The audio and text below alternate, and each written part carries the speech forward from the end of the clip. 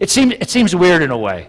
You know, God asks us to be generous with what we have, but then have you noticed He gives us the resources with which to be generous?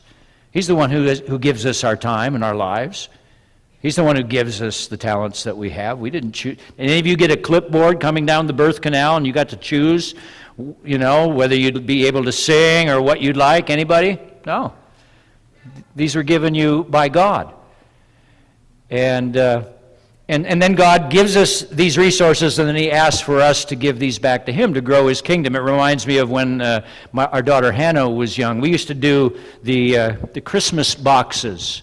I brought one up because these are available in the foyer afterwards. This is an outreach this church does every Christmas season.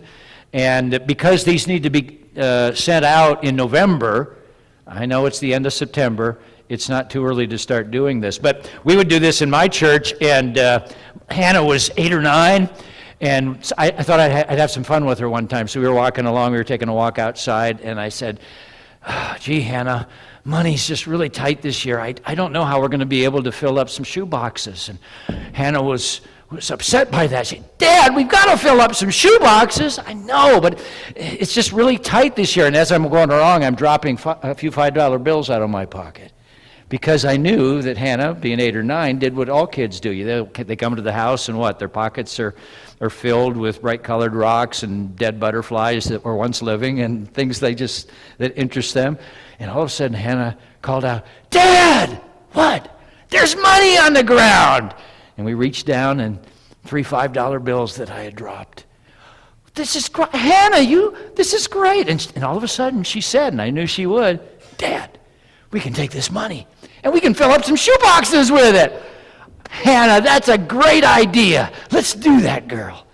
And that's how it worked. But you know, that's how it works with us and God as well. God's the one who parcels out all the things that we have. We think we own it. We think we earned it all. It's all on us. No. But then what does God do? He turns around and says, now my children, I want you to share some of what I've given you, and let's grow my kingdom of love and goodness. And that's what it's all about.